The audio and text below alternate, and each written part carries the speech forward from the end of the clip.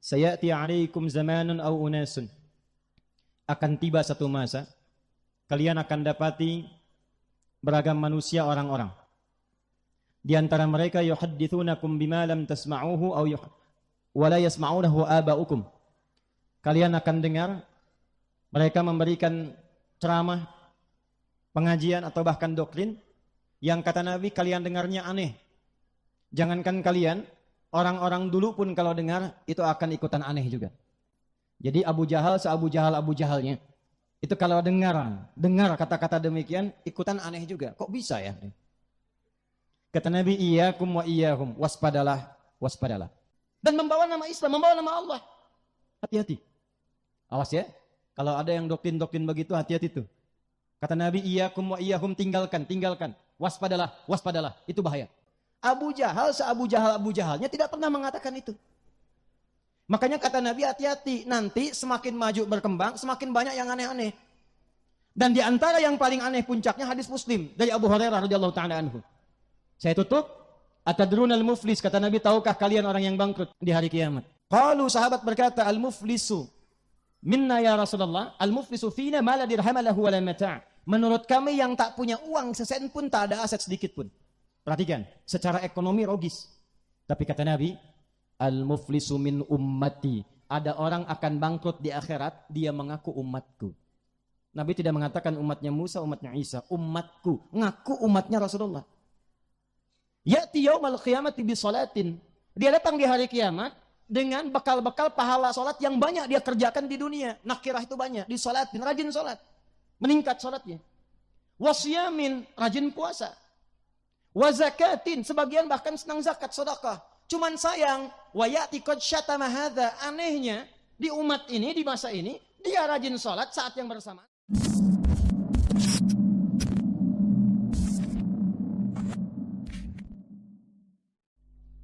Spesial keluarga saya semua, seluruh warga baik NTB pada umumnya, Sumbawa khususnya yang ada pada hari ini. Izinkan saya memulai dengan menyampaikan saya mencintai Anda semua karena Allah. Ini yang pertama kali saya ke Sumbawa.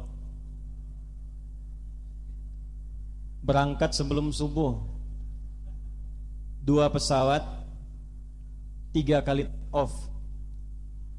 Perjalanan terbang tinggi, cukup dinamis, ada turbulensi, cukup panjang, tapi Masya Allah endingnya membahagiakan.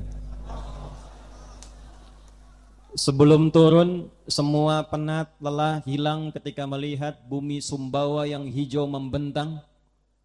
Desain geografisnya ditata sedemikian rupa, Allah mencipta, indah terlihat dari atas, nyaman ke dalam hati. Begitu turun, berjumpa dengan wajah-wajah yang penuh senyuman, langsung dapat hadiah khusus khas dari Sumbawa. Terima kasih Pak Bupati. Saya menyimpulkan merenung, ada 2 kesimpulan besar hadiah kita malam ini. 1, ternyata kalau ingin akhirnya sukses, membahagiakan, tenang, nyaman, kita mesti berani terbang. Mesti menghadapi rintangan. Mesti melewati tantangan. Orang yang terbiasa melewati tantangan adalah orang-orang yang memiliki kekuatan paripurna. Orang yang berani terbang, orang yang akan membuka wawasan dan mencapai kemajuan. Dan yang paling membahagiakan, saat tiba di hotel itu, muncullah ayat-ayat Quran yang insya Allah menginspirasi pertemuan kita malam ini yang terkait dengan filosofi terbang. Untuk itulah kenapa nanti ada orang-orang yang mengilustrasikan kemajuan negeri itu seperti pesawat terbang. Ada negeri dengan pilot yang hebat, ada negeri yang menggunakan co-pilot, ada negeri autopilot. Kalau kita ingin gabungkan, ini menarik Pak, Ibu, saudara-saudariku sekalian. Pak Bupati, tidak mungkin ada pesawat terbang itu kalau tidak ada orangnya. Dan orangnya itu mesti saling bersinergi. Ada yang bertugas, ada yang menjadi penumpang. Kalau pilotnya ada, penumpangnya tidak ada, pesawatnya terbang tidak? Tidak. Kalau penumpangnya ada, pilotnya tidak ada, terbang tidak? Tidak. Pilot ada, penumpang ada, landasannya tidak ada, terbang tidak? Pilot ada, penumpang ada, landasan ada, yang ngatur penerbangan ATC-nya tidak ada, terbang tidak? Tidak. Jadi untuk terbang, untuk menemukan sesuatu yang baru, untuk mendapatkan sesuatu yang luas, pengalaman bagus, mendapatkan kemegahan, melihat semua hal dengan jelas, maka mesti ada kumpulan orang-orang yang bersinergi dengan profesi yang berbeda-beda. Di Al-Quran semua itu disebut dengan umat namanya. Jadi kalau satu negeri ingin maju, Sumbawa 64 tahun, ingin maju, ingin menginspirasi, ingin jadi negeri yang hebat, kabupaten yang berkembang berkemajuan, maka syarat pertama mesti ada umatnya. Mesti ada penduduknya yang datang kompak, punya satu tujuan, visi dan misi yang sama. Umat namanya. Apa namanya? Dan inilah pembuka yang Allah sampaikan dalam Al-Quran. Jadi begitu disebutkan Ustadz, Sumbawa milad yang ke-64. Turun dari pesawat, yang muncul pertama kali itu kata umat. Quran surah ketiga ayat 104. Wal takum minkum ummah. Jadi kalau Sumbawa ingin maju, Sumbawa ingin berkembang, Sumbawa ingin mencapai peradaban, pertama mesti ada umatnya dulu. Alhamdulillah 509.234 jiwa, 24 kecamatan, 8 kelurahan, 157 desa. Umat Sumbawa. Sudah ada umatnya Pak Bupati ini. Penumpang lengkap.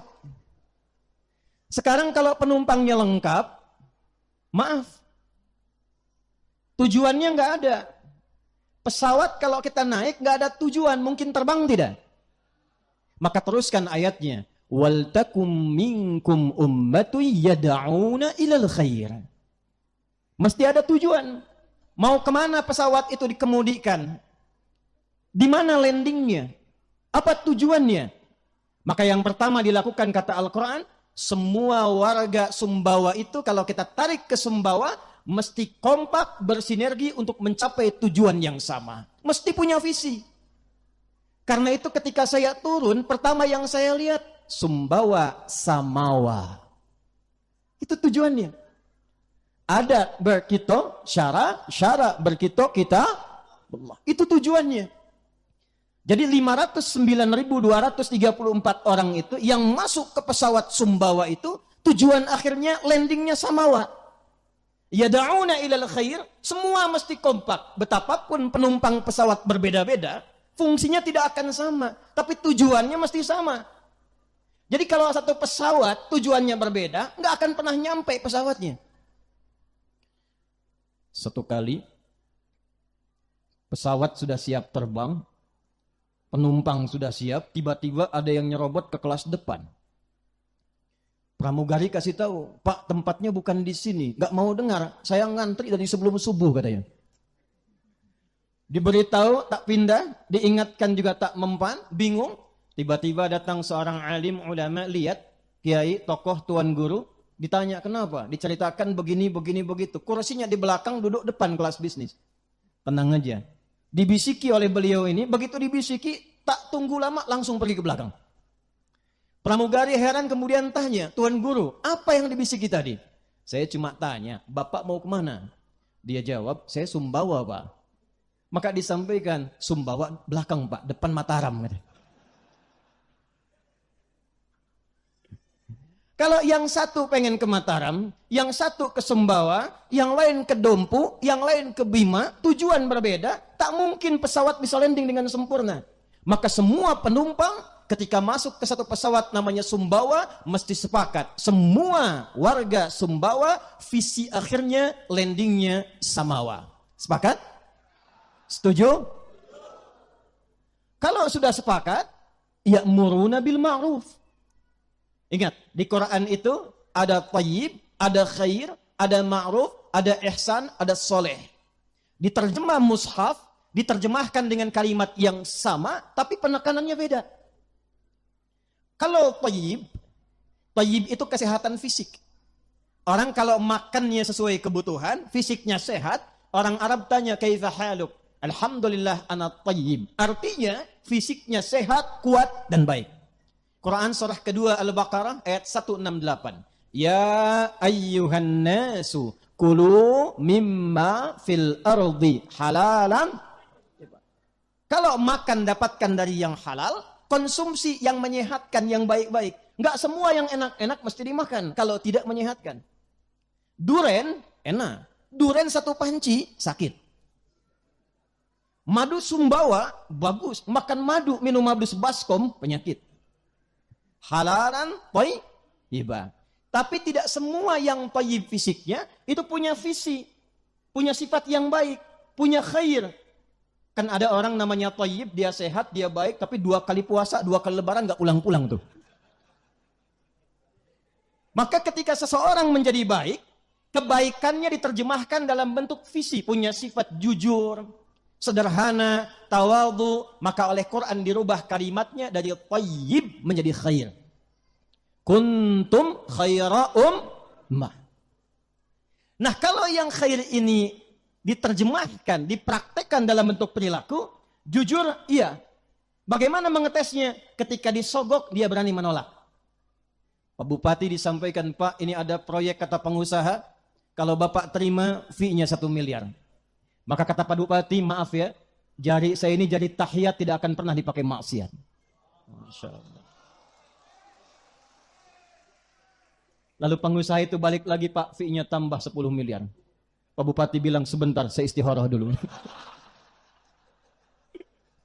Tak ada ya. Insya Allah beliau ini saleh. Insya Allah ya. Beliau anak dari seorang imam besar di masa kesultanan. Saya hafal, dan ini imam besar di masjid ini. Lahirnya 10 April 1956, saya hafal itu. Pak Din 31 Agustus 1958. Bu Bupati 10 November saya tahu itu. November bulannya, Novianti itu November. Kembali. Nah, kalau dipraktekkan, semua punya peran, tapi dipraktekkan menjadi baik. Maka berubah namanya menjadi ma'ruf. Kembali ke Quran surah ketiga ayat 104. Wal takum minkum ummatu yad'una ilal khair. Samawa. Wa ya'muruna bil ma'ruf. Jadi kalau sudah masuk pesawat besar namanya Sumbawa, pasti di situ penumpangnya beda-beda. Ada yang bagian pilotnya, yang kemudikan. Ada co-pilot, asistennya di samping. Perannya nggak sama. Siapa yang harus jadi pilot? Yang bisa menerbangkan pesawat. Dia punya kemampuan, dia punya keahlian, dan jangan lupa, karena terbangnya ke atas, dia harus punya ketakwaan. Karena kalau sudah di atas, sepintar-pintarnya pilot, di tempat angin yang tidak terdeteksi, jatuh. Di tempat badai yang bisa tidak terlacak oleh radar, tenggelam, hilang. Makanya semua pendidikan pilot bukan cuma pintar secara teknis, tapi punya jiwa spiritual yang tinggi. Maka kalau kita ingin menerbangkan negeri Sumbawa menuju baldatun thayyibatun wa rabbun ghafur, maka pilotnya bukan hanya pintar, birokratnya bukan hanya pandai, tapi juga dekat dengan Allah Subhanahu wa taala. Karena itu izin Pak Bu, hadis riwayat Al-Bukhari nomor hadis 2262. Semua nabi rasul yang diutus ke bumi, dari sejak Nabi Adam alaihi salam sampai Nabi Muhammad sallallahu alaihi wasallam. Kalau kita urutkan nasabnya, Muhammad sallallahu alaihi wasallam bin Abdullah bin Abdul Muttalib bin Hashim bin Abdul Manaf bin Qusay bin Murrah bin Kilab bin Ka'ab bin Gharib bin Fihir bin Malik bin Nadar bin Kinana bin Khuzaimah bin Mudrikah bin Ilyas bin Nizar bin Mudar bin Ma'ad bin Adnan bin Adli bin Adri bin Muqawwam bin Nagur bin Tariq bin Ya'rub bin Yasjub bin Nabit bin Ismail alaihissalam bin Ibrahim alaihissalam bin Azar atau bin Nahur bin Abir bin Kinan bin Arfakhshad bin Sam bin Nuh alaihissalam bin Mikhlail Matushalab bin Kinan bin Anwas bin Tis bin Adam alaihissalam. Coba ulangi.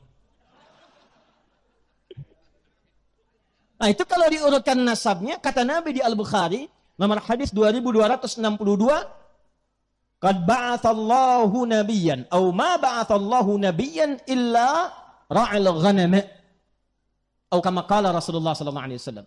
Enggak ada seorang nabi diutus untuk menjadi pilot umat, pembimbing umat, qaidul ummah, kecuali dilatih dulu oleh Allah. Apa di antara pelatihannya? Menggembala kambing. Enggak ada nabi kecuali pernah menggembala kambing. Saya penasaran Pak, Ibu, dengan hadis ini. Saya datangi tempat kambing langsung ke kaki bukit. Saya lihat karakteristik kambing. Allahu Akbar. Ternyata kambing itu kalau mengembik saja, itu ada 3 jenis embikan kambing. Ada berapa jenis? Lapar. Terancam. Sakit. Sering-sering bergaul dengan kambing, ternyata paham kapan kambing itu sakit, kapan kambing itu lapar, kapan kambing itu terancam. Dimengertilah kenapa pemimpin itu idealnya, awalnya pendidikannya didekatkan kepada kambing, sehingga dia tahu suara rakyat.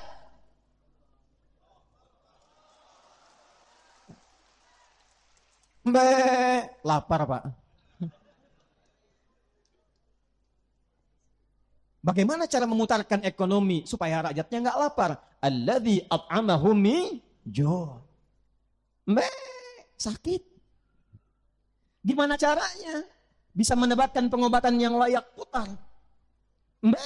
Terancam, ada konflik. Bagaimana menyelesaikannya? Kambing. Jadi pilot itu nggak sembarangan. Ada tuntutannya, ada pendidikannya, dan ada hisab di hadapan Allah Subhanahu wa Ta'ala. Karena itu, ketika pilotnya, bupatinya, wabubnya, forkompindanya dengan satu pesawat yang sama, tujuan yang sama, membangun ketakwaan kepada Allah, maka turun kemudian ayat dalam Al-Quran, surah ke-7 Al-A'raf ayat 96. Walau anna ahlal qura amanu wattaqau lafatahna alaihim barakatim minas samai wal. Kalau ada satu penduduk negeri semua kompak beriman kepada Allah, meningkatkan takwanya, pemimpinnya juga punya sifat takwa, forkompindanya kompak, kata Allah, aku akan buka semua pintu-pintu keberkahan di langit dan di bumi untuk memakmurkan negeri itu. Tidak cukup dengan amin itu, kita harus gali lagi. Satu. Yang kedua apa? Nanti kita belajar ke sirah Nabi setelah ini. Maaf izin, saya tanya dulu, kita sampai jam berapa ini? Siap. Anda silakan sampai subuh, saya jam 10 pulang. Saya subuh dari Amalela insya Allah. Ya. Ini baru muqaddimah, kita belum mulai ini. Ya, tenang, kita belum mulai ini. Yang kedua, semua mesti mengerti perannya. Nanti ada pilot, ada co-pilot. Belakangnya ada siapa? Ada pramugarinya. Sebelumnya ada peran air traffic controlnya. Ada bagian afronnya. Ada bagian pramugari-pramugaranya. Levelnya kemudian ada kelas first class. Setelah itu bisnis, ekonomi, sampai ke bagian belakang. Tapi semuanya di pesawat yang sama. Saling mensubsidi. Maaf, pilotnya hebat, kemampuan tinggi, tapi tidak mengikuti panduan dari ATC, nggak akan sempurna terbangnya. Karena itulah eksekutif yang ada dalam pesawat itu mesti kompak dengan legislatif yang membimbing lewat aturan-aturan perundang-undangan. Jangan keluar dari aturan. Pak, kata legislatif, radarnya lurus Pak. Lurus, jangan belok. Begitu belok, pesawat gak sampai ke tujuan. Tapi juga legislatif jangan usil. Sudah tahu radarnya lurus, dibelokin sama legislatif, belok ke tujuan. Maka kalau tempatnya pengen makmur, pengen bagus, legislatifnya yang membuat perundang-undangannya, membuat aturannya, mesti kompak dengan eksekutifnya, kita punya tujuan samawa. Kita punya arah yang sama. Kita kompak terbang, supaya terbangnya nyaman, landingnya tenang. 2. 3. Maaf, biasanya kalau first class, VVIP, kelas bisnis, yang naik penumpang itu siapa? Penumpangnya siapa? Maaf, saya tanya sebentar. Pejabat atau pengusaha? Pengusaha. Karena itu disebut kelas bisnis karena kebanyakan adalah di belakang pejabat ada pengusahanya. Tapi ketika naik, tiketnya dengan kelas ekonomi beda tidak? Mahal tidak? Mahal. Karena itu pengusaha ketika membeli tiket mahal bukan hanya untuk mendapatkan fasilitas, tapi supaya bisa mensubsidi ke bawahnya sehingga afturnya mudah untuk dibeli, kelas ekonomi bisa naik pesawat yang sama. Tapi sehebat-hebatnya pengusaha, dia nggak boleh masuk kokpit kemudian mengendarai pesawat. Itu dia. Sekaya-kayanya pengusaha, coba-coba masuk kendali pilot, megang setirnya pilot, jatuh pesawat. Karena itu yang kedua, nanti kita belajar, tenang, ini baru mukadimah. Pesawat bisa terbang, ada pilotnya, co-pilotnya, ada petugas forkompindanya dari pramugaranya, penjaganya, ATC legislatifnya. Setelah itu, supporter fondasi ekonominya. Kalau Sumbawa ingin maju, Sumbawa ingin mendapatkan inspirasi, bikin database Pak. Berapa pengusaha-pengusaha yang ada di sini? Sinergikan. Kalau perlu sekarang era digital, bikin digitalisasi. Dari UMKM sampai yang ke atasnya. Bikin aplikasi Sumbawa Samawa misalnya. Siapa yang jualan beras? Siapa yang jualan madu? Siapa yang jualan susu kuda liar? Siapa yang jualan kain tenun? Siapa yang jualan batik? Masukkan aplikasi, ketika orang Sumbawa membutuhkan sesuatu, klik, langsung membeli di Sumbawa. Dari orang Sumbawa, ekonomi berputar di dalamnya dan berkembang membangun kabupaten. Yang tidak ada di Sumbawa, baru kemudian keluar dari Sumbawa. Yang fasilitasi siapa? Yang datang siapa? Pebisnisnya. Jadi kalau semua kompak punya tujuan yang sama, sharingnya akan merata. Yang ketiga, agak cepat sebentar ya. Masyarakatnya. Rakyatnya. Pilot sudah bagus. Eksekutifnya bagus. Legislatif bagus. Penumpang di belakang berisik terus. Ngobrol sampai ke depan. Belum waktunya nurunin koper, sudah berdiri koper dibuka. Belum saatnya buka sabuk pengaman, sudah dibuka. Pesawat goyang. Maka dari itu, mesti ada kekompakan dan sinergi antara pilotnya, petugasnya, plus para penumpang keseluruhan, termasuk rakyatnya.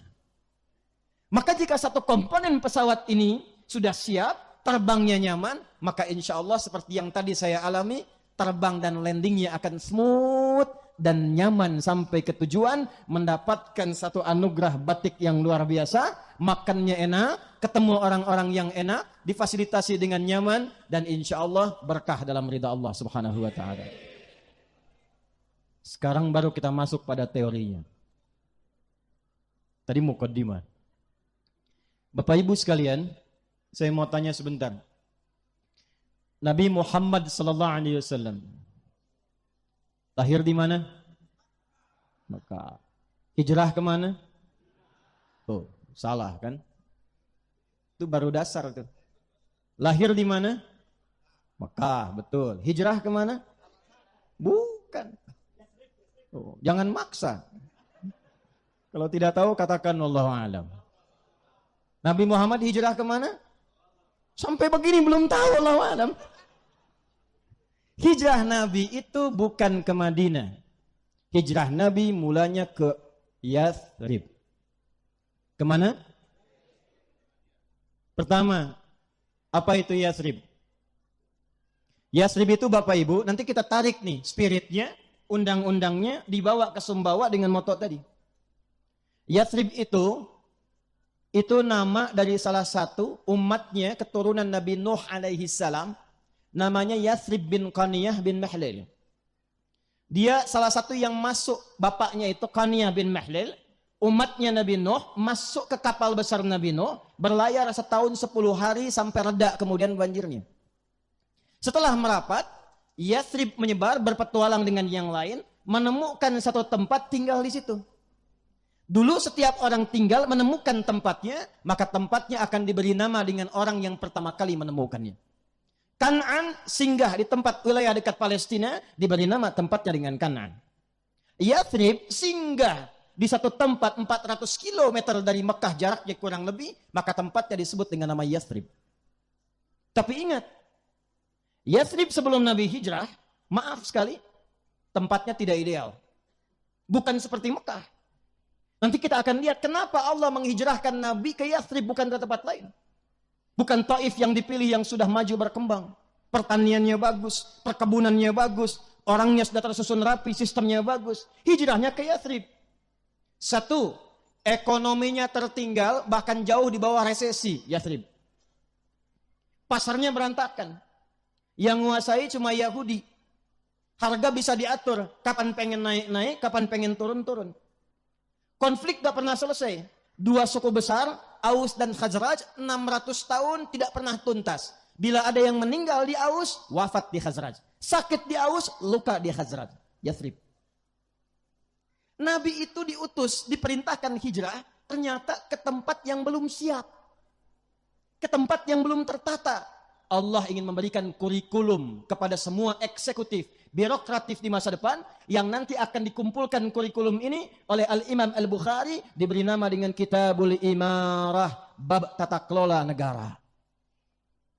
Pindah kemudian ke Yathrib, diperintahkan untuk memberikan petunjuk bagaimana menata kota negeri dari yang tidak siap menjadi negeri yang berperadaban. Maka apa yang Nabi lakukan pertama kali? Sebelum berangkat ke Yathrib, Allah persiapkan beliau tim yang khusus terlebih dahulu. Maka dipilihkanlah oleh Allah 40 orang untuk mensokong misinya Nabi, dikenal dengan As-Sabiqunal Awwalun. 40. Berapa jumlahnya? Coba lihat pelan-pelan ya. Nanti kalau kita keluarkan skemanya dalam bentuk kurikulum hadis, Anda akan memilih Anda kira-kira akan menjadi siapa. Contoh, maaf, 1, ada di unsur militernya. Baik itu urusannya pertahanan atau Kamtibmas. Nanti sepeninggal Nabi ada 12.000 sahabat, level komandan ini 38 panglima, satu kemampuannya bisa menaklukkan Persia dan Romawi. Satu kemampuannya. Pelan-pelan, lihat baik-baik. Kenal Umar bin Khattab? Kenal di mana? Saya udah terbang-terbang jauh-jauh dari Amerika, landing di Jakarta, ke Sumbawa, ketemu orang kenal dengan Umar. Umar itu sebelumnya jenderal besar. Ada yang ahli strategi, ya tata kelola negara, namanya Amr bin As radhiyallahu taala anhu. Nanti Anda akan lihat Amr bin As ini di backup cuman bawa beberapa kelompok ekspedisi ke Afrika Utara, Mesir, Libya, Tunisia, Maroko, Aljazair, berakhir di Syam. Sekarang 4 negara, Lebanon, Yordania, Palestina, kemudian ada satu lagi Syria. Berhenti di situ, semua tempat yang dipijak itu berubah maju, berperadaban dan muslim. Dan Afrika Utara sejak saat itu jadi provinsi. Anda bayangkan, provinsi Afrika Utara.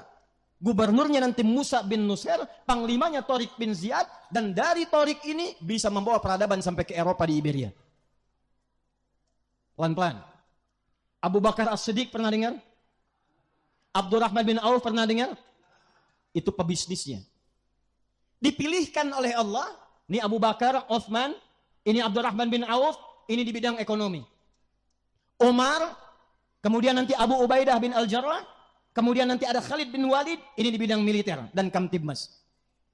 Siapa lagi nanti? Ada Ali bin Abi Thalib, Abu Hurairah, ini intelektualnya. 40 pertama disiapkan sebelum hijrah ke Yathrib, ternyata untuk membangun sebuah kota yang berkemajuan, punya peradaban, isinya hebat, mesti ada tim kecil, ad hoc yang kuat dulu, yang disiapkan yang kokoh dulu dengan 4 pondasi penting.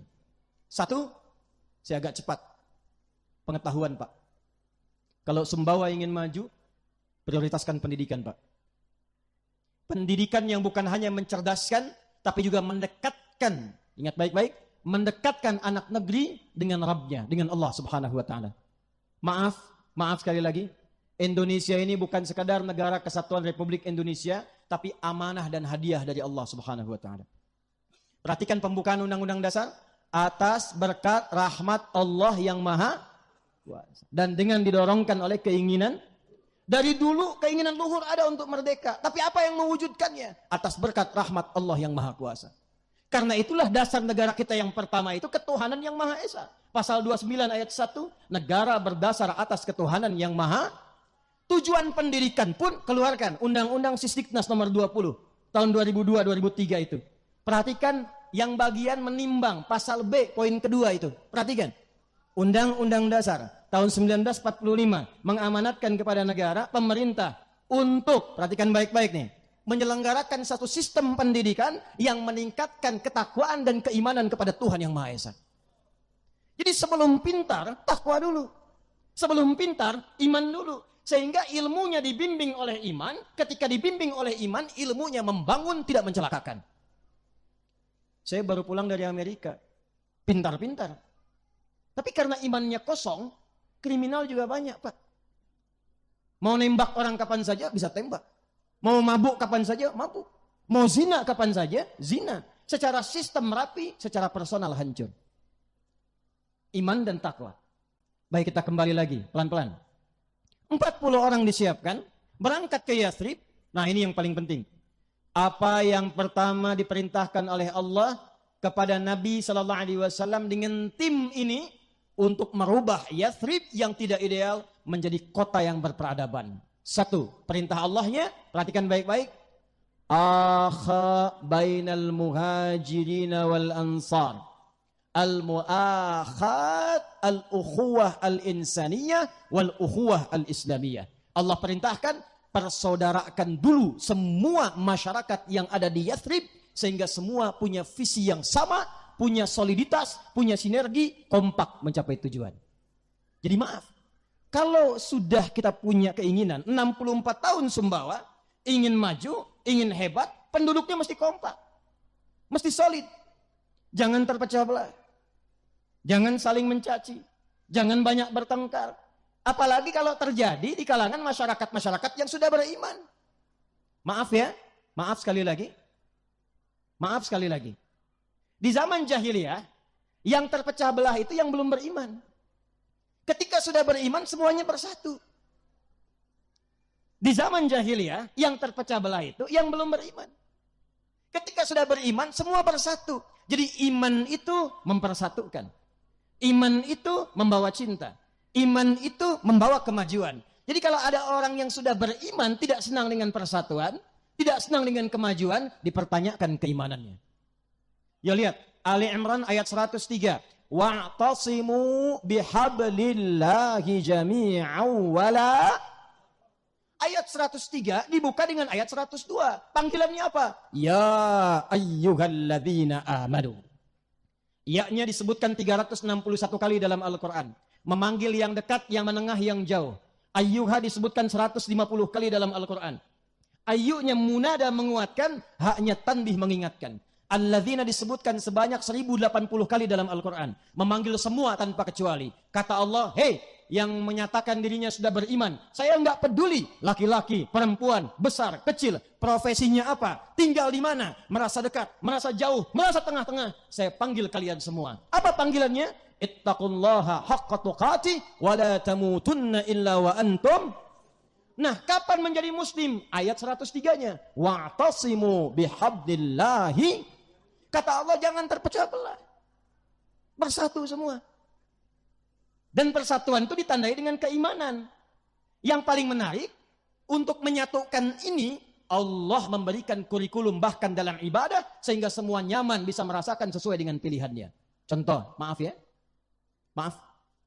Di sini kalau subuh ada yang kunut? Kunut. Ada yang tidak kunut? Ada. Yang kunut betul, yang tidak kunut betul, yang salah, yang tidak sholat subuh. Zaman Nabi yang kunut ada? Ada. Yang tidak kunut ada? Ada. Tapi nggak ada yang tidak sholat subuh. Kenapa? Karena ternyata setelah dipelajari dalam fikih, ini saya akan tunjukkan sesuatu yang penting. Karena informasi yang saya terima, 99,99% penduduk di Sumbawa ini muslim. Betul? Betul? Maka saya ingin lihat, nanti saya tanya Pak Kapolres, Pak Dandim ini. Muslim betulan atau muslim KTP? Kalau muslim betulan, gak akan ribut. Muslim betulan, gak akan banyak berselisih. Muslim betulan, pasti kompak. Muslim betulan, pasti semangat mengaji, semangat belajar. Maka apa yang pertama Allah berikan kepada Nabi Muhammad SAW? Perhatikan, satu manhaj. Apa namanya? Manhaj itu kurikulum kehidupan yang umum. Dan disusun langsung oleh Allah, disampaikan lewat firman-Nya untuk diteruskan, diajarkan oleh Nabi Muhammad SAW. Masya Allah, ternyata manhaj itu disesuaikan oleh Allah sesuai dengan kemampuan hamba-Nya. Kalau kita mampu satu cara, maka ditunjukkan satu cara, satu dalil, satu petunjuk, gak ada bedanya. Contoh, kalau kita sholat takbir, apa bacaannya? Allahu Akbar. Pernah dengar ada orang takbir mengucapkan Allahur Rahman ada? Allahur Rahim ada? Satu cara, satu dalil. Allahu Akbar. Tapi kalau manusianya tak sanggup melakukan dengan cara yang sama, dengan cara yang tidak serupa, maka Allah berikan perbedaan dalam penunaiannya supaya semua bisa menunaikan sesuai dengan kemampuannya. Contoh, ada dari segi bacaan. Ada dari segi apa? Quran turun berapa riwayat? Ini ada Ustadz Hasibuan nih. Qori luar biasa nih, Masya Allah. Quran turun apakah satu riwayat? Tidak. Quran turun dengan 7 riwayat. Bahkan nanti ada 10 riwayat. Ternyata riwayat ini bukan sekedar cara baca yang beda. Karena di Arab itu sukunya banyak, lisannya berbeda. Ada yang gak bisa baca A, bisanya saja. A, ana, ane, anta, ente. Ada. Sehingga ketika turun surat Wadduha, ada yang gak bisa Wadduha, bisanya Wadduhe. Wadduha, Wadduhe.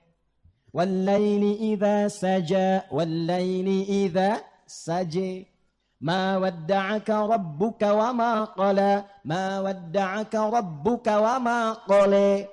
Walalakhiratu khairul laka minal ula. Walasawfa yu'tika rabbuka fatardi. Saya baca wadduha, Anda tertawa. Saya di Afrika, saya bacain wadduha. Ada yang ketawa karena dia gak bisa A, bisanya Itu dipaksa-paksa sampai kiamat kurang 2 hari, gak bisa. Terus sekarang wilayah Palestina, wilayah Syria, Libanon, itu pakai imalah semua. Madrasah. Mungkin Betawi dari sana tuh belajarnya tuh. Turun riwayat pakai Ada yang lebih ekstrim lagi. Nggak bisa sin, bisanya sod. Ihdinas siratal mustaqim. Riwayat Qalun sin. Ada yang nggak bisa sin, Allah turunkan pakai sod. Muhammad SAW ajarkan pakai sod. Ihdinas siratal mustaqim. Sod, hafaz dari Asim. Yang dahsyat, ada yang nggak bisa sin, nggak bisa sod, bisanya zai. Sin, z. Sod, z. Sin, z. Sod, zai. Maka turunlah riwayat nanti menggunakan zai. Ihdinas siratal mustaqim. Jadi ternyata ketika Allah turunkan, dibimbing sesuai kemampuan kita. Bukan untuk berselisih. Yang benar sin, tidak. Yang benar sod, bukan. Di Libya pernah ada 2 ahli Quran, hafal Quran 30 juz, berselisih gara-gara sin dan sod. Yang satu bilang ngaji sama gurunya, riwayat pakai sin. Yang benar sin. Kata temannya, yang benar sod. Akhirnya mereka putuskan datang sama syekh kita yang lebih tinggi. Begitu datang kata syekhnya bijak, ya bunai iqra. Ihdinas siratal mustaqim. Pakai sad, hasbuk. Ya bunai iqra, kamu baca. Ihdinas siratal mustaqim. Pakai sin, hasbuk. Kalian berdua salah. Yang benar, ihdinas siratal mustaqim. Pakai sad. Syekhnya ingin mengajarkan, kalau kamu walaupun sudah hafal Quran 30 juz, 1 riwayat, kamu hafal Quran dengan 1 riwayat, jangan bertengkar dulu. Mungkin di atas kalian ada yang lebih tinggi, jadikan itu sebagai kemudahan untuk beribadah. Itu poinnya. Jadi kalau kita paham fikih seperti ini, maka kita bisa memilih. Saat kita memilih, itulah pilihan kita, disebut dengan madhab namanya. Apa namanya? Singkatan dari madhaba ilaihi. Apa yang cenderung untuk dipilih disingkat menjadi mazhab. Contoh, Bismillahirrahmanirrahim, hadisnya ada 70. Cara bacanya ada 4. 1 jahar. Bismillahirrahmanirrahim, jahar. Yang kedua silent. Bismillahirrahmanirrahim. Kalau sudah silent, jangan dekatkan kepada mikrofon supaya makmum dengar. Bismillahirrahmanirrahim. Itu sama aja jahar. Yang ketiga, nggak dibaca sama sekali. Alhamdulillahi Rabbil Alamin. Yang keempat, riwayat Abu Hurairah di Al-Bukhari. Baca rakaat pertama dengan jahar. Bismillahirrahmanirrahim. Rakaat selanjutnya tidak dibaca sama sekali. 70 hadis, 4 cara. Tapi kan kalau kita mau sholat, nggak mungkin praktekkan keempat-empatnya. Besok saya subuh, saya ingin sesuai sunnah, selengkap mungkin. Saya bacakan keempat-empatnya. Bismillahirrahmanirrahim. Bismillahirrahmanirrahim. Nggak dibaca sama sekali. Kita harus pilih salah satu. Makanya Imam Abu Hanifah, kata Imam Abu Hanifah dan Imam Malik, saya nggak pilih Bismillahirrahmanirrahim dijaharkan, saya nggak baca. Maka di mazhab Maliki, mazhab Hanafi, Alhamdulillahi Rabbil Alamin. Maka dikenal pilihannya mazhab Hanafi yang dipilih oleh Imam Abu Hanifah. Imam Syafi'i, kalau nggak ada yang pilih jahar, nanti nggak ada yang baca jahar. Sementara riwayatnya ada. Maka beliau mempopulerkan yang jahar. Bismillahirrahmanirrahim. Pilihan Al-Imam Asy-Syafi'i, mazhab Syafi'i. Imam Ahmad, muridnya Imam Syafi'i. Yang jahar ada. Yang dibaca kencang ada. Yang nggak dibaca ada. Ada riwayat satu lagi. Dibacanya silent. Maka beliau pilih yang sir. Bismillahirrahmanirrahim. Alhamdulillahi Rabbil Alamin. Maka dikenal dengan mazhab Hambali. Maka ketika dipilih, ini bukan kelompoknya Syafi'i, bukan kelompoknya Ahmad bin Hanbal, bukan kelompoknya Maliki, bukan kelompoknya Hanafi. Yang ada adalah semua dari Nabi, tapi dipilih salah satu untuk memudahkan bacaan kita sesuai jalur yang Nabi tunjukkan kepada kita. Jadi jangan disimpulkan kalau ada imam ngimamin di sini tiba-tiba Bismillahirrahmanirrahim. Jahar. NU nih. Alhamdulillahi Rabbil Alamin. Muhammadiyah. Saya tugas di Saudi 2010, Prof. Tugas pertama menyambut jamaah. Begitu sampai Masjidil Haram salat Isya yang ngimamin Syekh Sudais. Mazhabnya Hambali, bismillahnya sir. Tiba-tiba membukanya dengan kalimat, dengan bacaan Alhamdulillahi Rabbil Alamin. Itu komentar makmum samping saya, iki imamnya Muhammadiyah dong. Muhammadiyah cabang Masjidil Haram. Bayangkan. Jadi kalau ini diajarkan sempurna, insya Allah yang NU kompak, Muhammadiyah kompak, NU, Muhammadiyah, Al-Wasliyah, Al-Khairat, duduk semua bangun sumbawa. Dan semua bersaudara. Nasab Al-Khairat Habaib, Wasliyah demikian. Kumpulnya 13 Jumadal Akhirah sama dengan bulan April 1905 di dekat wilayah Tanah Abang namanya, didirikan Jamiatul Khair. 1905 kedatangan seorang syekh besar namanya Syekh Ahmad Surkati. Sur artinya ahli, kati artinya kitab. Asalnya di Sudan, tinggal lama di Mekah. Diundang saat datang kemudian ke Nusantara, datang wilayah di Jakarta sekarang ini, maka kumpullah para tokoh-tokoh besar, termasuk 2 bersaudara. Di antara saudara itu ada yang bernama Muhammad Darwish. Muhammad Darwish nama asalnya. Nanti punya saudara jauh namanya Kiai Haji Muhammad Hashim bin Asy'ari. Dua-duanya itu saudara jauh, nasabnya nyambung di Sunan Giri. Ya, Kiai Haji Muhammad Hashim bin Asy'ari bin Abdul Wahid bin Abdul Halim, dikenal dengan Pangeran Benawa, bin Abdullah bin Abdurrahman, dikenal dengan yang paling menarik nanti nyambung ke Raden Ainul Yakin, ya. Dari Ainul Yakin sebelumnya Jaka Tingkir, anaknya siapa? Anaknya Sunan Giri. Di Sunan Giri ini nasab Kiai Haji Ahmad Dahlan bertemu, diazbatkan. Ya, Muhammad Darwish ngaji dengan Muhammad Hashim Asy'ari di Semarang dengan Kiai Haji Soleh Darat, berangkat kemudian ke Mekah, berguru di guru yang sama Syekh Ahmad Khatib Al-Minangkabawi, pulang ke tanah air ganti nama jadi Ahmad Dahlan bin Kiai Haji Abu Bakar bin Kiai Ilyas bin Kiai Sulaiman bin Demang Jurang Juru Kapindo bin Demang Jurang Juru Sapisan bin Kiai Gerbak 1, Gerbak 2, Gerbak 3 bin siapa? Azmat Khan, nyambung di siapa? Maulana Ishaq, ayahnya Sunan Giri, nyambung di satu nasab itu.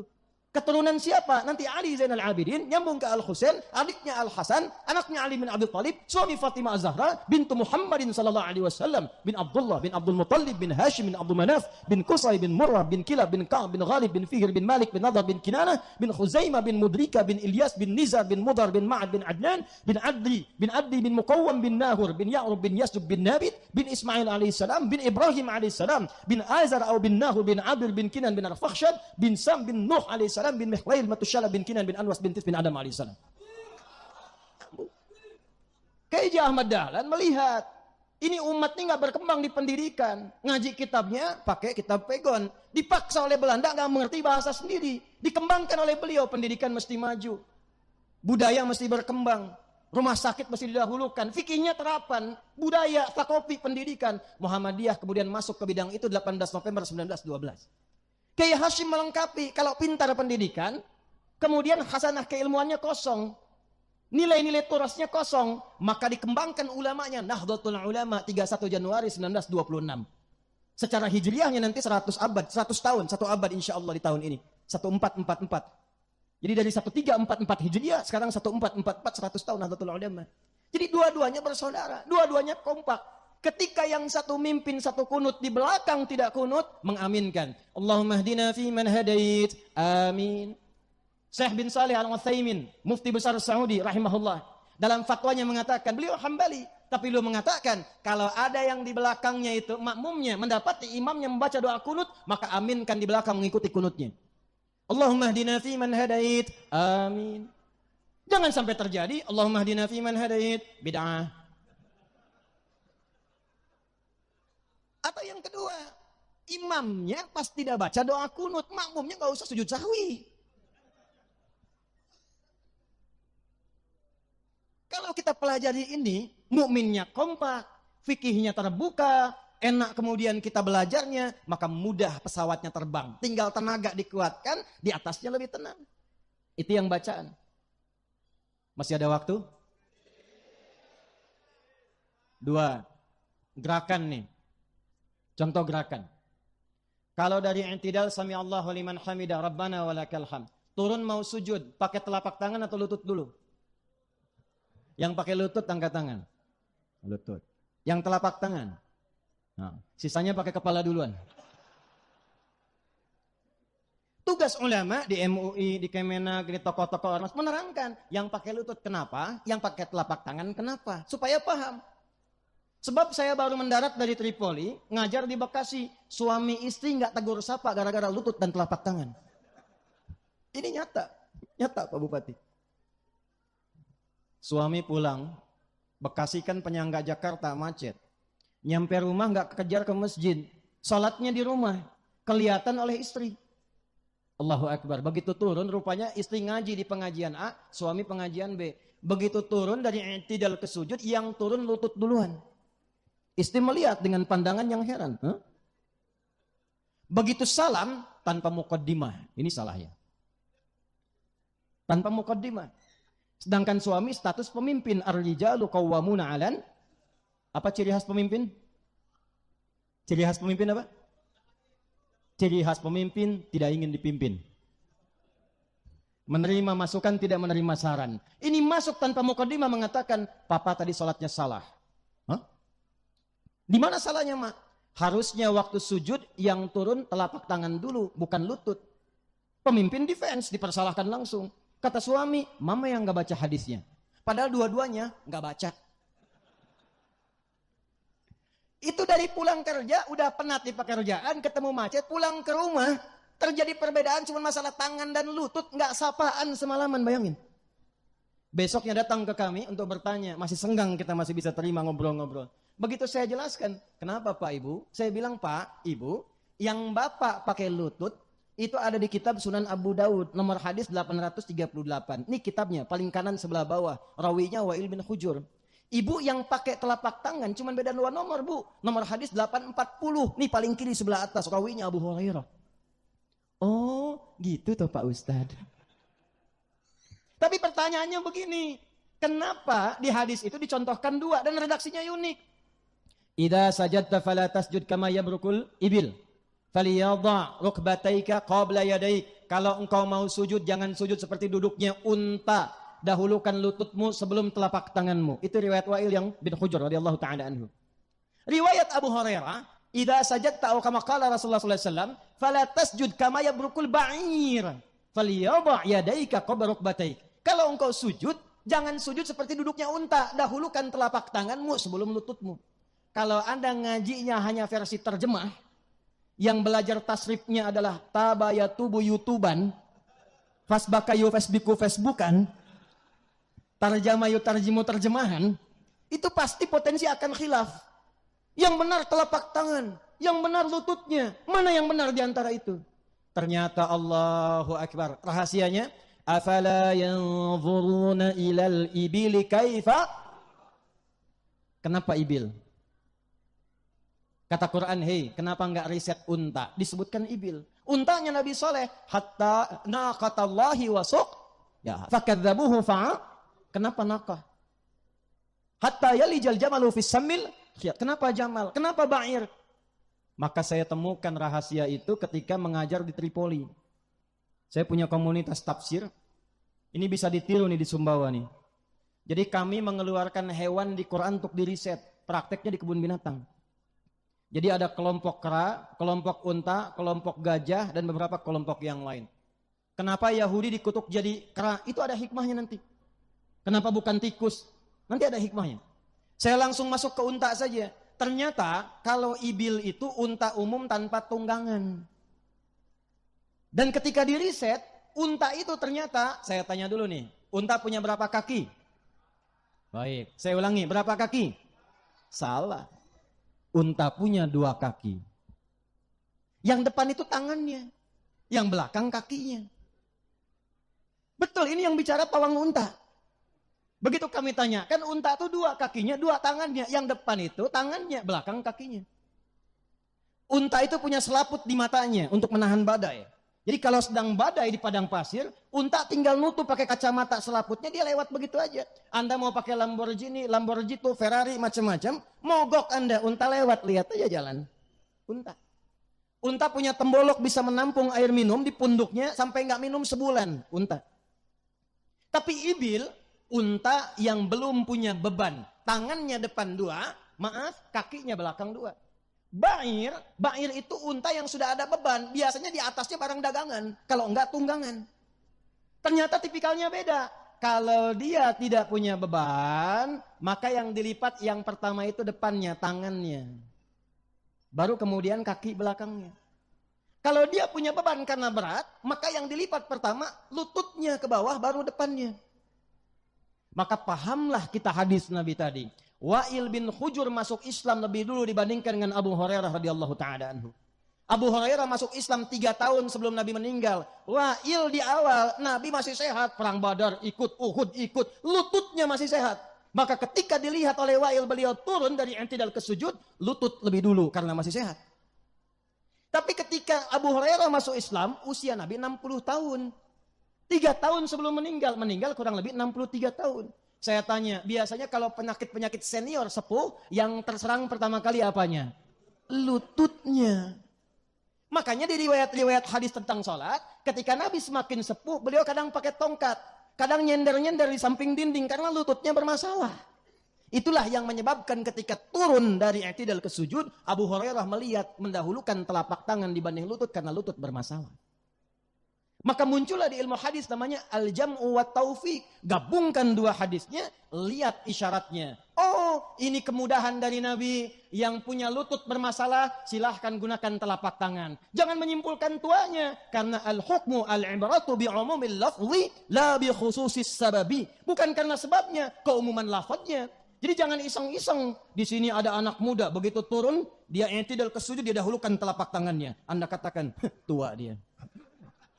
Tidak. Mungkin lututnya bermasalah. Dia main bola, dia kena cedera.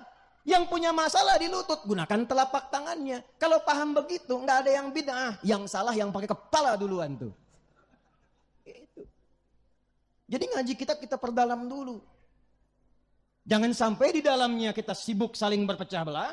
Kita ingin Sumbawanya maju, kita lupa bahwa perbedaan itu diberikan kepada kita untuk dipelajari supaya memudahkan kita dalam berkehidupan, bukan supaya berselisih dan membangun perpecahan di antara umat manusia. Jelas sampai sini? Yang ketiga, ini yang terakhir. Yang ketiga yang terakhir. Baik, pelan-pelan, lihat sini, fokus. Di Sumbawa ini ada non-muslimnya tidak? Ada non-muslimnya? Ada non-muslimnya? Ada. Saya tadi lewat, saya tanya, di sini apa Pak? Oh ini Ustadz. Semakin ke arah barat ini nanti ada saudara kita yang Hindu. Semakin ke timur nanti sampai ke NTT ada saudara-saudari kita yang Kristen, Nasrani. Di sini ada etnisnya yang Masya Allah ini Cina, yang ini Arab, yang ini lokal dan sebagainya. Semua menyatu. Nabi saat hijrah ke Yathrib, itu penduduknya Muslim semua atau tidak? Tidak. heterogen. Maka apa yang beliau lakukan? Perhatikan baik-baik. Inilah yang merubah Yathrib kelak menjadi Al-Madinah Al-Munawwarah. Ini syiarnya Prof. Din nih. At-Tamaddun Al-Islami nih. Negeri yang berperadaban, yang memberikan warna dan cahaya. Apa yang Nabi lakukan? Perhatikan baik-baik. Nabi mempersatukan semuanya dalam satu kesepakatan visi dan misi serta tujuan membangun satu negeri yang memuliakan dan menyejahterakan untuk keseluruhannya. Maka sekalipun kita duduk tinggal di Sumbawa, kita menyatu dalam konteks keindonesiaan, enggak semuanya muslim. Dudukan dengan satu tujuan yang sama, cita-cita yang sama, jaga yang prinsip toleransinya. Toleransi yang prinsip itu adalah saling membiarkan, menunaikan dengan kelapangan tanpa mengganggu. Bukan ikut-ikutan. Contoh di akidah misalnya. Maaf, yang muslim silahkan sholat di masjid, adzan di masjid. Yang Kristen silahkan ibadah di gereja. Jangan yang muslim adzan di gereja, nggak nyambung. Sholawatannya silahkan di masjid. Tapi toleransi kehidupan sosialnya disepakati. Ada yang sakit, jangan lihat apakah muslim atau non-muslim. Jenguk. Pernah dengar hadis ini? Siapa yang masak makanan, baunya sampai ke tetangga, maka bagilah tetangga itu walaupun cuma kuahnya. Masya Allah, hafal bagian akhirnya. Jadi Anda masak sop Sumbawa yang terkenal enaknya itu. Kemudian ada kuahnya, Anda makan kambingnya, Anda bagi kuahnya ke tetangga. Tetangga tanya, kenapa Pak Bupati saya dikasih kuahnya saja? Hadis Nabi. Memahaminya bukan begitu. Nabi itu jauh sekali berpikirnya. Walaupun Anda masak kuah, jangan salah persepsi ke tetangga. Sekarang bumbu banyak. Bumbu opor ada, opor ayam. Rendang ada. Tapi opor tuh bumbunya isinya tempe. Jangan sampai bumbu opor ayam isi tempe. Nyebar bau ke tetangga. Dikira Anda masak opor ayam, ternyata tempe. Bagi. Sekarang musimnya musim share tuh. Hati-hati yang bikin status, yang punya rumah makan tuh ya. Tapi pertanyaan saya bukan itu. Pertanyaan saya, apakah hadis itu mengatakan kalau tetangga Anda muslim saja? Ada begitu? Tidak. Hadisnya universal. Mungkin tetangga Anda itu non-muslim. Kanan Anda Hindu. Kiri Anda ada yang Kristen. Anda masak makanan. Baunya nyampe. Bagi. Jangan dilewatin. Yang muslim dikirimin, yang Hindu, yang Kristen gak dikasih. Dia tanya, kayaknya enak ya opornya. Emang enak sih, cuman sayang Anda kafir. Gak begitu. Bagi. Bagus kan? Cobain enak tidak enak. Berikan porsi yang cukup layak. Ketok. Sampaikan. Begitu menyampaikan, Pak terima kasih Bapak baik sekali. Katakan, bukan baik. Islam yang mengajarkan saya untuk berbagi. Itu. Besok dia mengembalikan panci. Dia sudah kenal Assalamualaikum. Assalamualaikum katanya. Udah tahu tuh. Terima kasih Pak enak sekali. Cuman saya mau tanya aja. Hari ini Islam mengajarkan berbagi lagi tidak? Udah kenal tuh kalimat kebaikan. Coba saya tes hadis yang lain. Kalau Anda punya tanaman tumbuh, buahnya sampai ke tempat tetangga. Itu milik siapa buahnya? Milik bersama. Awas tuh, ayo. Ulama kita tuh. Milik bersama, hakun mustarak itu. Jangan sampai tetangga Anda cuma ngelihat buahnya, kedapatan sampahnya, yang nikmati buahnya Anda. Sebelum buahnya menguning, maka sampaikan kepada tetangga, maaf Pak, Ibu, ini pohon mangga. Iya tahu, punya Bapak kan? Iya betul. Tapi buahnya kebagian Ibu. Nanti kalau sudah Ibu pengen, gak usah minta saya. Ambil aja, itu hak Ibu juga. Ketentuan dari mana itu? Nabi Muhammad mengajarkan supaya Ibu yang mendapati bagiannya, jangan sampai mendapatkan sampahnya saja. Kenalkan Nabi Muhammad. Oh begitu Pak hukumnya? Iya, indah ya Masya Allah. Cuman sialnya, besoknya ayam kita main ke tempat dia. Dan dia belum tahu hukum ayam beda sama tanaman. Maghribnya dikirimi kita opor ayam. Insyaallah. Jadi saya berharap insyaallah 64 tahun Sumbawa rukun. Insyaallah maju. Iman dan takwa soleh insyaallah. Kompak ya. Dan saya tutup dengan hadis Nabi. Di hadis Muslim. Jilid pertama syarah Sahih Muslim Imam An-Nawawi. Dari 9 jilid pertama hadis nomor 11 sampai 12. Paling kanan di pertengahan. Haddatsana qala Rasulullah sallallahu alaihi wasallam atau kama qala sayati 'alaikum zamanun aw unasun. Akan tiba satu masa kalian akan dapati beragam manusia orang-orang. Di antara mereka yuhadditsunakum bima lam tasma'uhu aw wa la yasma'unahu aba'ukum. Kalian akan dengar mereka memberikan ceramah, pengajian atau bahkan doktrin yang kata Nabi kalian dengarnya aneh. Jangankan kalian, orang-orang dulu pun kalau dengar itu akan ikutan aneh juga. Jadi Abu Jahal Abu Jahalnya itu kalau dengar kata-kata demikian ikutan aneh juga. Kok bisa ya? Kata Nabi, iyyakum wa iyyahum, waspadalah, waspadalah. Contoh, saya agak cepat. Kenal Abu Jahal? Ayo kenal. Abu Jahal dan beberapa gengnya itu datang ke Nabi sallallahu alaihi wasallam sebagian utusan satu malam. Menyampaikan begini kurang lebih, ya Muhammad sallallahu alaihi wasallam. Ikhtalafna, kita memang beda. Tapi jangan sampai perbedaan ini menjadikan kita berselisih. Udah gini aja. Maaf. Malam ini kami nyembah Tuhan kamu. Besok-besok kamu nyembah Tuhan kita. Kita gantian aja katanya. Maka turunlah satu ayat, bahkan satu surah yang itu menjadi legasi tertinggi toleransi dalam berakidah. Qul ya ayyuhalka la a'budu ma, sampai ujungnya lakum dinukum. Tuh. Untukmu agamamu, untukku silahkan yakini apa yang Anda yakini. Kami mengerjakan apa yang kami yakini. Jangan saling mengganggu. Kalau ingin kenal silahkan tanya, kami terangkan. Kita saling menghormati. Toleransi tertinggi. Tapi Abu Jahalnya dia mengatakan kita memang beda. Tahu perbedaan. Orang sekarang ada yang mengatakan semua agama sama. Menuju Tuhan yang sama. Cuman caranya beda-beda. Abu Jahalnya tidak pernah mengatakan itu. Makanya kata Nabi, hati-hati. Nanti semakin maju berkembang, semakin banyak yang aneh-aneh. Dan di antara yang paling aneh puncaknya hadis Muslim dari Abu Hurairah radhiyallahu taala anhu. Saya tutup.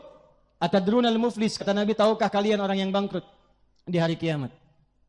Qalu, sahabat berkata, al-muflisu minna ya Rasulullah, al-muflisu fina ma la dirham lahu wa la mata'. Menurut kami yang tak punya uang sesen pun, tak ada aset sedikit pun. Perhatikan, secara ekonomi rogis. Tapi kata Nabi, al-muflisu min ummati. Ada orang akan bangkrut di akhirat, dia mengaku umatku. Nabi tidak mengatakan umatnya Musa, umatnya Isa. Umatku, ngaku umatnya Rasulullah. Ya'ti yaumal qiyamati bi salatin.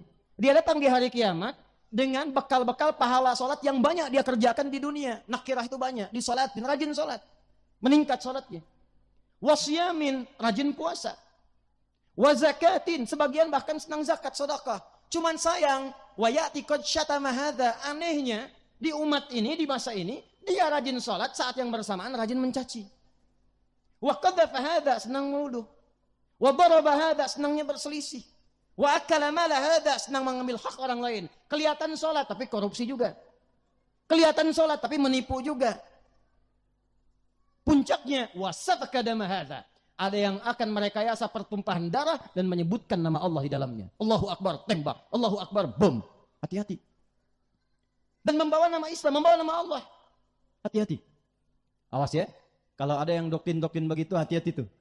Kata Nabi, iyyakum wa iyyahum, tinggalkan. Waspadalah. Itu bahaya. Saya izin Pak Kapolres ya. Prof, ini saya waktu di Lampung dulu, kejadian bom di Jalan Tamrin tuh, meledak. Tuar. Saya di Lampung. Itu pertanyaan jemaah dalam sesi tanya jawab. Polos sekali bertanya, tapi penting. Ustadz, apakah bom di Jalan Tamrin termasuk jihad fisabilillah? Saya bilang, Pak, sependek pengetahuan saya, jihad fisabilillah itu jihad di jalan Allah, bukan di Jalan Tamrin.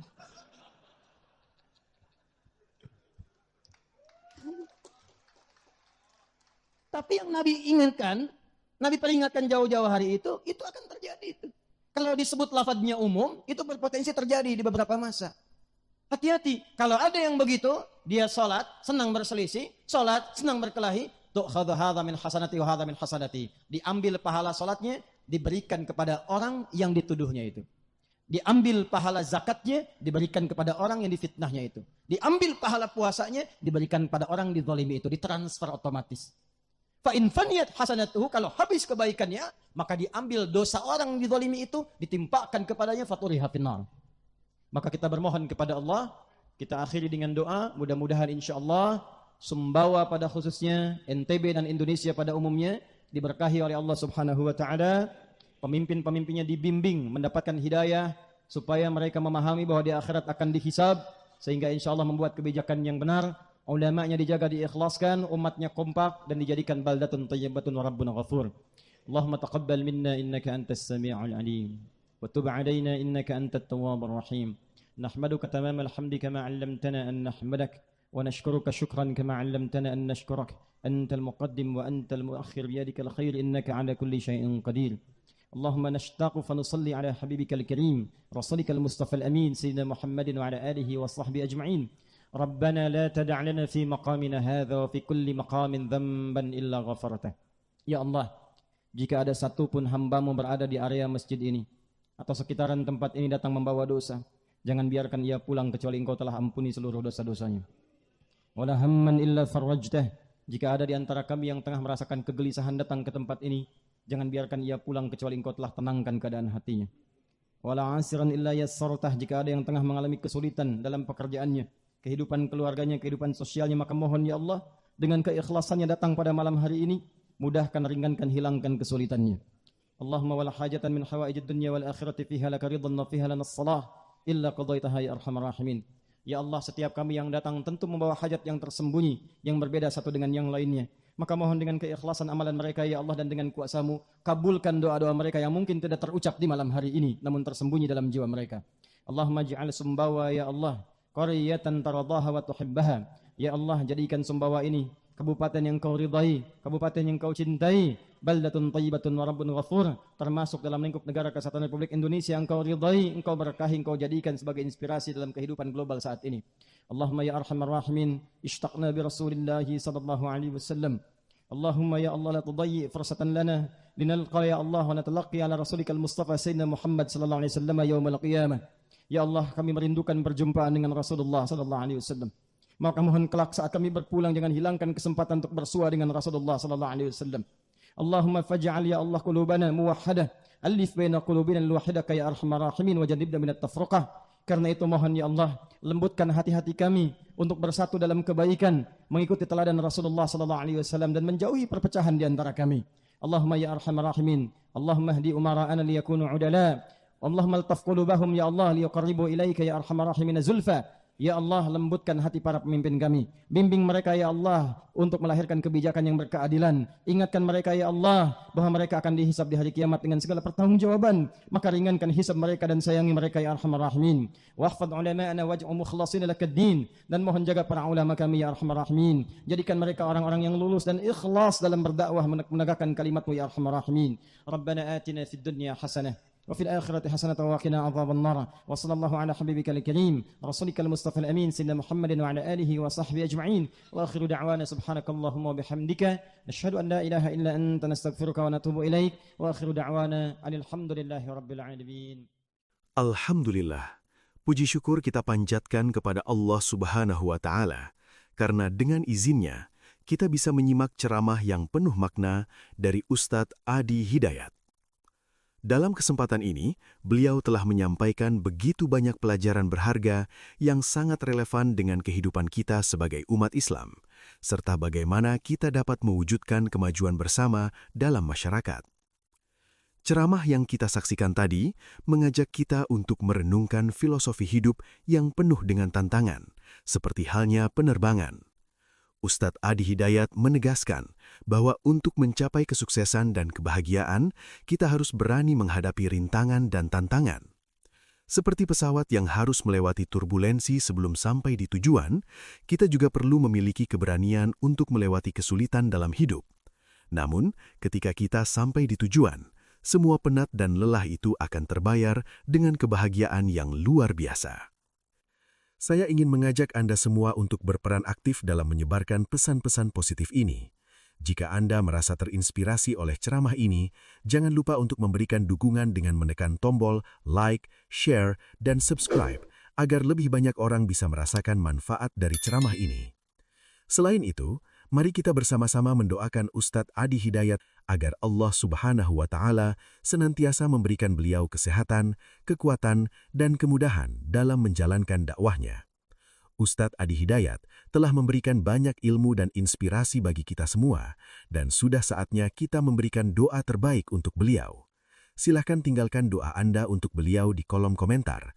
Semoga doa kita diterima oleh Allah Subhanahu wa Ta'ala dan memberikan keberkahan bagi beliau dan seluruh umat. Terima kasih sudah menonton video ini hingga akhir. Semoga setiap ilmu yang kita dapatkan dari ceramah ini bisa bermanfaat dalam kehidupan kita sehari-hari. Mari kita jaga persatuan, terus tingkatkan ketakwaan kepada Allah Subhanahu wa Ta'ala, dan bekerja sama dalam mewujudkan negeri yang maju, sejahtera, dan penuh